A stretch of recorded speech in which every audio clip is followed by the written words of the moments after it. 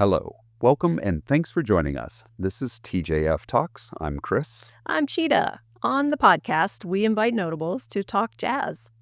They talk about the music, the life, and all the vibes that come with it. And then we do a thing where we pull out questions from the air, and we call that improvisations. Well, today we talk with saxophonist Brice Winston. After a 16-year stint in New Orleans, he has called Tucson home for the last several years. Terrence Blanchard, Herbie Hancock, Diane Reeves, Lionel Loeke, Dave Holland, Nick Payton, the list goes on and on. He has kept himself busy. And he's formed the Tucson Jazz Institute in 2008. He's on the jazz faculty at the University of Arizona, and he's one of the hippest guys around. And we get to talk to him today. And in that chat, we've got some pretty interesting bits from the improvisations. He speaks to his take on luck and opportunity. He also speaks about grit and grind and how that whole grit and grind led to a nice fork in the road, which didn't feel nice at the moment. But also, he talks about learning from the greats and with the greats. You'll hear. Should we wait anymore? Probably not. Let's just get on with the show. Brice Winston, welcome. So glad to have you here with us. Thanks for having me in. Yeah, cool. So, what are we going to do? Well, the first thing we like to do, and this is going to sound very familiar to you, is a little improv, but it's an improvisation. So we'll ask you all kinds of random things. And sounds good. Like a good jazz musician, you'll jump in however you decide. I'm game. Okay. All right, well, let's do this. Let me just jump right in. Why the saxophone?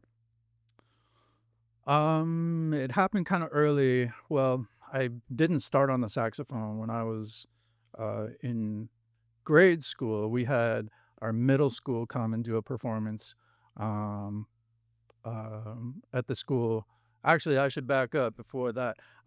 It was a way to get out of class. If I could like play an instrument, and like my best friend, he was playing clarinet, and he was like, "Hey man, if you play in the band, you get to get out of class." I was like, "Okay, cool, man, I'm in." The truth, it comes out. Okay, we're getting to it. So yeah, and I had I had just seen like this silver thing. It was like a flute. I was like, man, that looks so cool. I want to play that thing.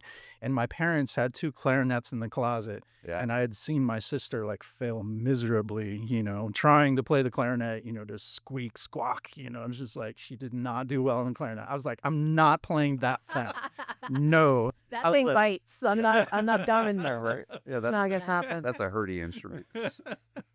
So yeah, I was stuck, on this silver flute looking thing. I was like, man, I really want to play that. And my parents finally gave in, and they went down to Beaver's Bandbox, as it was back in those days, and they got me a flute and rented it, and I kind of took off. I really liked it a lot, and so getting back to that middle school band that came to our grade school, they were probably playing like kind of show tunes, more like a stage band. But I was like, that is fun music. It's got a drummer, and it's got a bass player, and it's it's got rhythm to it. It was different than the band that I was playing in. I was like, I want to do that.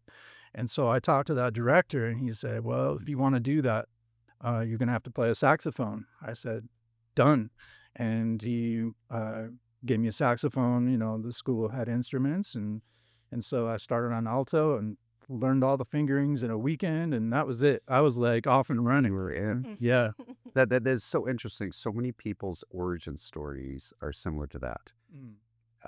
You were in middle school, or you were in grade school, you're at an impressionable age, and you saw and heard a band, something you've never heard before, and it spoke to you. Yeah, absolutely. I mean, I came home, telling my dad, like, hey, I want to play jazz, because it was a jazz band. Yeah, we're not sure how much jazz they were playing. But my dad was like, oh, really? And like, so he lit up, because he had grown up in Chicago. He was a real jazz fan. He had a bunch of LPs in the cabinet. He was like, let me play something for you, And so he took out Kind of Blue and put it on the stereo for me, And, we were sitting there listening. He dealt you the gold standard right off. Yeah, right out. Yeah. But I thought I knew better. I was like, no, Dad, I want to play jazz. What is this thing that you're playing for me? Because I saw this middle school stage band, Exactly. and That was it. that was jazz. That's hilarious. So, you play all the saxes and obviously flute. Is there any particular one that speaks to you more than the other? Yeah, as I kind of went through, um, really learning jazz, throughout my high school years and deciding to go to college for music and all that, I was starting to really listen to John Coltrane a lot and learn his solos on alto, and they just didn't really make a lot of sense to me. So once I went to New Orleans, I picked up a tenor, and all of those things just kind of fell into place. And I kind of haven't looked back. I'm Yeah. mostly a tenor player now. Occasionally I play alto, but mostly tenor. Yeah. Is And that the one that you feel speaks what you're trying to say the best? Is that why you keep going that way and stay that way? Yeah, I think it's the range of the voice that, or the sonic range that feels the best to me. I mean, between that and soprano. Soprano is in the same key, so, I think playing an instrument in a particular key, you just start to hear that and react to that in a certain way. I had that on alto in early days. It would take me a minute to kinda get that back on alto, but, I think those 2 instruments, tenor and soprano, they just are in that particular sonic range that makes sense to me. yeah, I wonder if it has anything to do with our speaking voices, like because our voices as males, they change, and we're more closer to an alto voice when we're younger, and we're closer to a tenor voice obviously when we're older. I mean, Yeah, you bringing possibly. that up, I don't know. Yeah, I don't know. I've thought about kind of like over the course of jazz history, why are there so many more tenor players than there are alto players? Mhm. And there's so many more unique voices on tenor than there have been on alto. And I think that range might have something to do with that. But I mean, I could just go on and on and on about the unique voices that there have been on tenor saxophone. And I can't necessarily do that on alto. Yeah. You think there's more nuance to the tenor? There's certainly been a lot of sound differences, Yeah. and maybe because of the range, it allows for that possibility. I'm not really sure why that is. Yeah. So you mentioned New Orleans. Mm. Love the city, obviously, and it's the right place to go if you're gonna be playing jazz. So let's get this out of the way. What's your favorite food to eat whenever say? What flavor food Yeah. goes with tenor? Oh my gosh, give me a shrimp po' boy or there was this place called Pascal Manali's that had like this barbecue shrimp that was just to die for. But Really? man, like Would they put the barbecue shrimp on a po' boy too?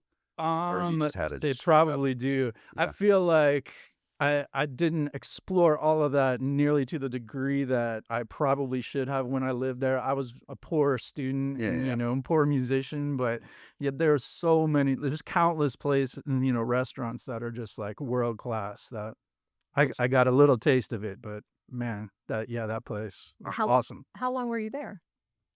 So I was there about 16 or 17 years. Okay. When I went to college, I first went to California, Cal State Northridge, Mhm. which is still one of the strongest programs in the country, It but it is. didn't quite fit exactly what I was looking for. And there was a great pianist there, Eric Reed, who was already starting to work with Wynton Marsalis. I think Wynton Marsalis had him under his wing, and he was like doing auditions for Art Blakey and those kind of things when we were out there. But he told us about the program that was getting started at the University of New Orleans. I say us. There was a piano player, David Morgan, who I became very close with very quickly. And we investigated New Orleans together. So we went down in the summer of '89, I believe it was, and met Ellis Marsalis and Harold Baptiste and Wow. Charles Blanc. And um, it seemed like it was the right thing to do, and, I think in retrospect, it probably was. In that moment, did you realize, "I'm meeting these people. This is gonna be very pivotal in my life." I'm not sure how much of the weight of that kind of, dawned on me. I mean, I knew the Marsalis name. I mean, I was already, really checking out Wynton. He was like one of my heroes at that point. This Standard Time Volume 1 had just come out, and I was just like eating that stuff up. Yeah.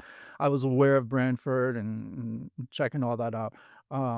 And I was like, well, this is their dad. I mean, Yeah. he had to have something to do with it. There's some genetic thing there. I mean, maybe he can do a thing or two. I don't know. I think he can get around the changes on the piano, possibly. So we thought, man, this is gonna be cool to study with their dad, and so it really made sense. I knew very little about Harold Batiste at that point, Mhm. and but it all made sense, and being in New Orleans, visiting there, we checked out, all the music that was happening. We were like, this is gonna be cool. So we were there for the very beginning of that program, and there were, I think, 9 of us that were students in the jazz program, and all of our classes had all the same people, and it was just like, okay, you're in arranging class, well, play some jazz. You're in combo class, play some jazz. It was just all like us just playing all the time and kind of, creating our own curriculum kind of in the beginning. I mean, any good language program is fully immersive. Right. And I have always said that music is the universal language, right? That everybody Sure. can speak. So it sounded like you had the best immersive experience through, sink or swim. Yeah. I mean, Just go on and do it. the musicians who were there during that time, I mean, Ellis over the whole thing, just kind of this figure of like this body of knowledge, and like we always felt the pressure of all of that, but all the musicians who were there were great musicians.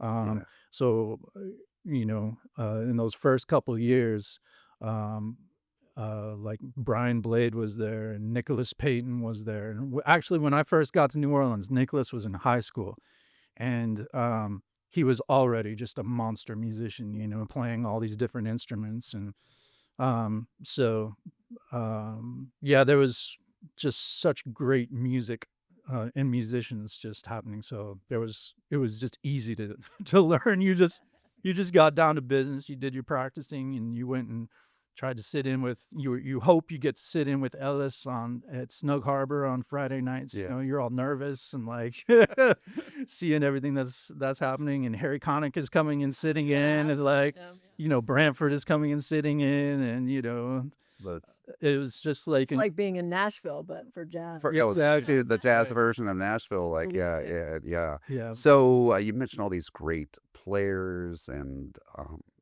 you're surrounded by that, and you mentioned great albums that you've listened to. So let's say you're stranded. All you have is a record player. He's You know this question, I and should have known you were gonna ask this. yeah, like I didn't come prepared. yeah. You don't have to name one album because that's too hard. Oh. Give some albums that you gotta have with you. A go-to, maybe. Yeah. That is so hard because there's so many like I told you there'd be no gotcha questions, but I feel like This that was is a that is We kind of a got you. gotcha We got you. question.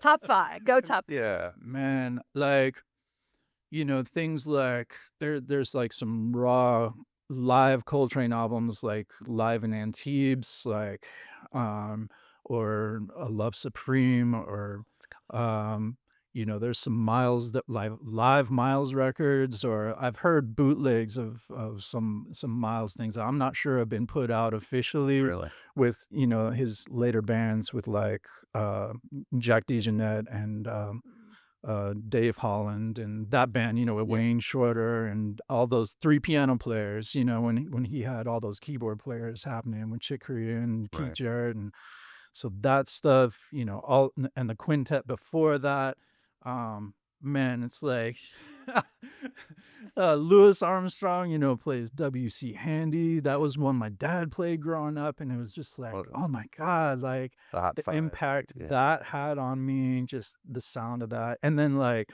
Porgy and Bess, Miles. I mean, there's just, oh my God, it's just so hard to stop. There's so many that were so impactful to me. So we need like a treasure chest trunk full of albums. Absolutely. Right. Man, my dad told me I don't know all the details of what he did in the military, but I know that there was a time he got stuck in Cuba or something like this. don't know. There was some stuff he never really told me about, but he had just hundreds of records and he had to sell them to get out of Cuba. And he told me this, later when I was, a real player. And I was just like, oh my God, I wonder what he had. I wonder what he got rid of. And What a like treasure the that gems. would have been, yes. Exactly. Right. Wow. Well, yeah, you're making me stop and consider. I know, yes. And we talk about, and I'm not to make light of military service, of the service that you do and the sacrifices you make. But man, what a sacrifice that is. Yeah, but that's the site. Yeah. Yeah, for sure. We want to narrow it down. Yeah, he was an artist through and through. And I mentioned he grew up in Chicago, and he got to see, some of these people. He got to see the Basie band. He got to see the Duke Ellington band, like in person, in small rooms. He got to see the Miles Davis sextet with John Coltrane and Cannonball Adderley. Like he saw that stuff in person. Is there that aha moment for you in your life where you're obviously exposed to a lot of music via your dad and through your teachers growing up? Was there like one aha moment where you knew, I need to be a musician. I can't do anything else. This is what I need, have to, want to do.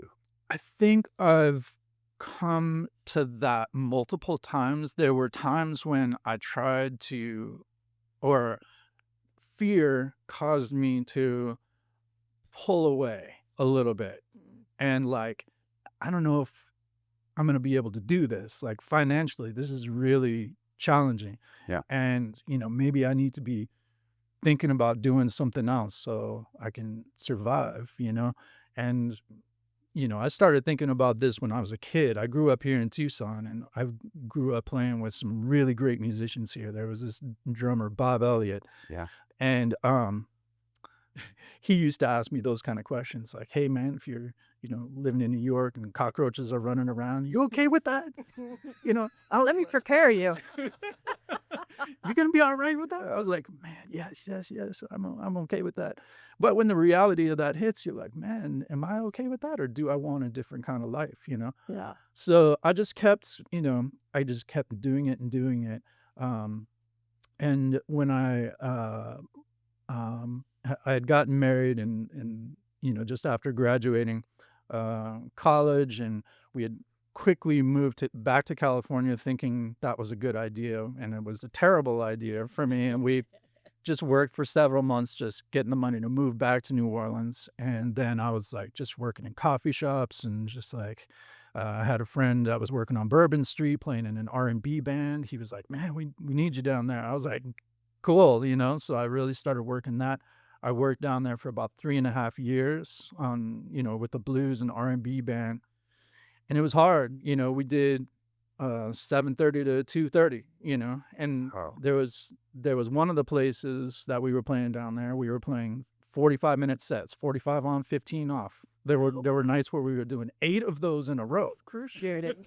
Like a full-time job, but standing there, it's hard to stand there for 45 minutes, eight times in a row, and a lot of, drinking and that kind of stuff. And I got to a point, we got just enough money where we could put a down payment on a house. And I was like, if I can't play jazz, I'm doing something else. I'm done. I can't keep doing this, It's soul sucking, Even though the music was important, it was cool. I was like, I'm a jazz musician. If I can't do this, I'm going to do something else. I'm going to give it up. And me making that hard decision, I guess, to the universe, it was just like, okay, so you want to be a jazz musician? Here's your opportunities. And Victor Gorens was my former teacher. He gave me a teaching opportunity down in Florida for a couple weeks, made me a little money. I was playing with Donald Edwards and Peter Martin and Roland Guerin and Mark Whitfield, and we were doing some gigs, and Nicholas Payton was just like paying attention. And it just happened to be that his saxophone player, Tim Warfield, he was going on the road with Christian McBride for a year. And so Nick was like, man, will you play with me for a year?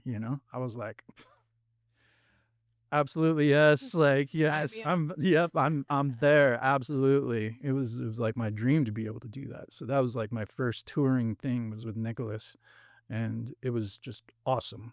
And from there, Terrence heard me, in the city, Terrence Blanchard, and the following year he asked me to join his band. Wow. And You never looked back. you have hit on a couple of things, and I want to talk about those. One is when you were struggling and you were working these crazy long hours trying to play. Mm.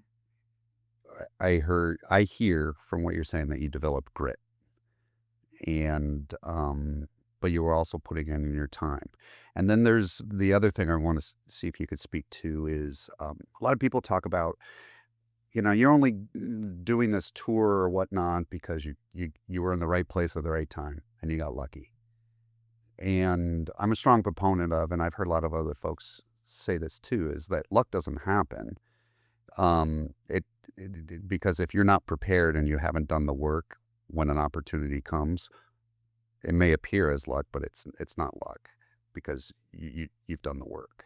Can you speak to that? Yeah, absolutely. So I was dedicated to this music. I loved this music, and That's obvious when you're playing that you are. there were just such great things happening. I mean, so when we weren't playing at night, in those R&B clubs, like we were having jam sessions at people's houses, and I mean, I'm talking about with like, Brian Blade and like some of the most amazing musicians you could think of, and we were just pressing forward trying to figure out how to play this music. Um and so bring me back to the question one more time. You were just Yeah, talking yeah. about grit, and you were Grit talking about and luck and opportunity luck and and how opportunity. how those Right. correlates. So yeah, I was dedicated on a daily basis to become the best that I possibly could because someone told me many years prior, it was probably my dad, um, who was one of my greatest teachers, by the way. Yeah. He really um, told me a lot of stuff over the years. Um, but he was like, practice, take care of yourself, become good at your craft, and the world will take care of you. So that was kind of my philosophy. I wasn't someone who was working hard at going and creating my own opportunities and getting gigs and having my own band. I didn't feel worthy of that. I felt like I didn't want to be a leader. I wanted to learn from a leader. Um, and so, I feel like all that training and that dedication did prepare me for the moments when those opportunities came, and because of how hard I was playing and how hard I was working, people were standing up and taking notice. Nicholas was the first one, and as I heard that Nicholas was maybe gonna ask me, I heard that Terrence was also interested in me and taking a look. And so all that year that I was playing with Nick, I knew that Terrence was also kind of, interested. And then I got the call, and and Terrence gave me an opportunity by playing on a movie score that he was doing in New Orleans. It was a thing called Soul of the Game. And the other guys who were in his band at that time, Troy Davis and Edward Simon and David Polfus, um, they were like, they were telling Terrence, I've learned later, man, you should try getting Brice in the band, because it was a time that his tenor player was going on to other things. He was looking for someone, and I learned later that some of the other people he was considering were Chris Potter and like Mark Turner. And so I feel lucky to have gotten that opportunity. And he was like, "Hey man, can you make these dates with me?" And I was like, "Okay." And ironically, we came to Sedona, Yeah. and then we went out to um, LA, and I was like, I am gonna get this gig. I practiced so hard, and I had no idea what we were gonna play. Mm. I knew the bass player. I was like, "Hey, what are y'all gonna play? Can you tell me tunes?" He was like, "Nah, bro, I don't even know what we're gonna play." I was like, "Okay." I was like getting his latest records and just learning all the tunes, and so I showed up on the gig, and he was like, "So what do you want to play?" He asked me what I Wow. wanna play. Terrence did, and I was like, "Well, I learned these tunes from your record." He was like, "Okay. I can see you want this gig really bad." Nice. So, yeah, I made my impression, and then he called me, when we were back in New Orleans. He said, "I want you to join my band." I was like, "Definitely."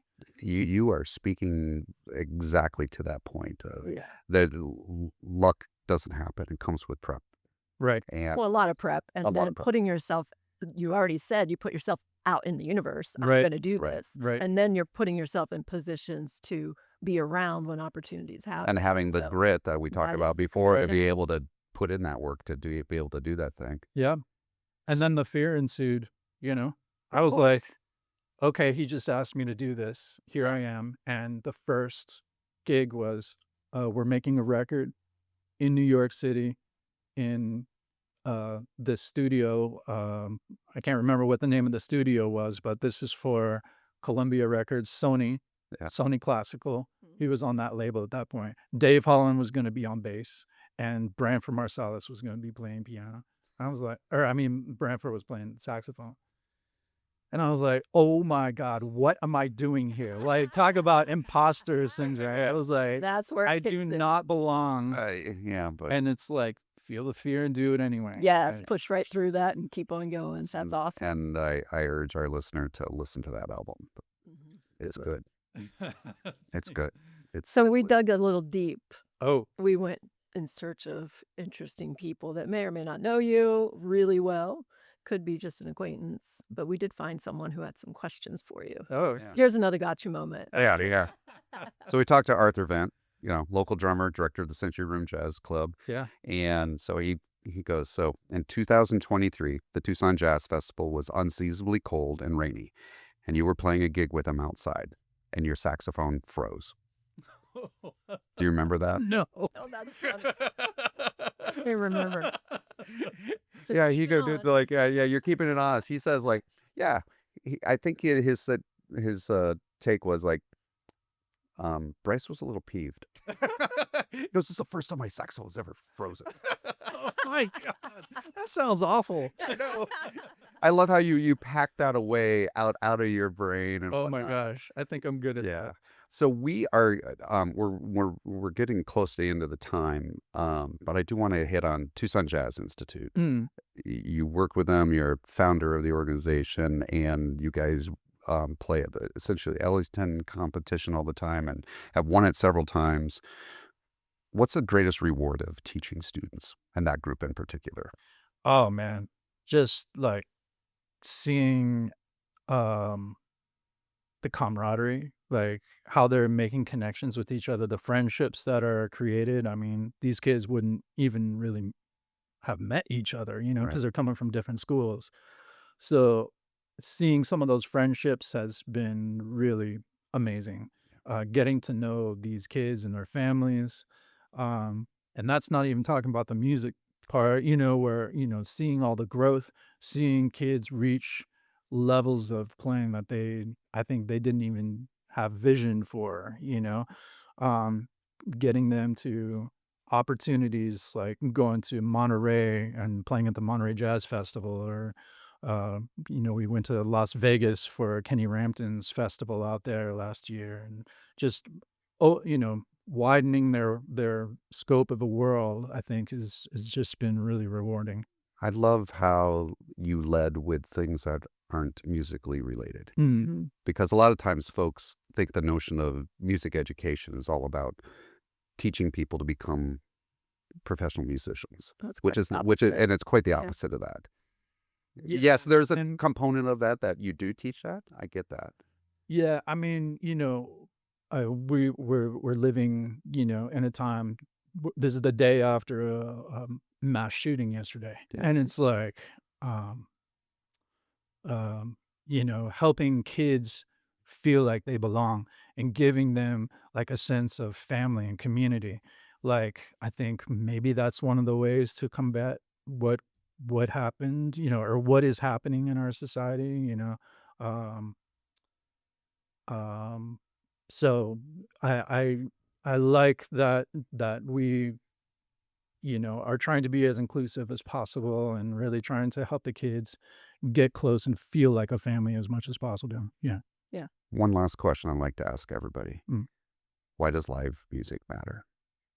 why does live music matter? Because it's about connection, because it's about musicians connecting with audience members, musicians connecting with each other. This is the vibration of the universe, and this is a an enjoyment and a celebration of that vibration and this connection of us as humans. That's wonderful. Brice, it has been an absolute pleasure talking with you today. Thanks for having me. Thank you for sharing your time with us. And I know you're playing all the time with everyone in town, and there's TJI. Is there a place people can go if they say, "I've gotta go see this guy live"? Website, social? So, yeah, sure. I actually resurrected my website like a couple of days ago, and it's if you search Brice Winston Wix site, I'm trying to keep that up to date with things that are coming up. So, Great. yeah, Great. Thanks Well, again. thanks again, Brice. Appreciate it. my pleasure. Thanks for having me. Yeah.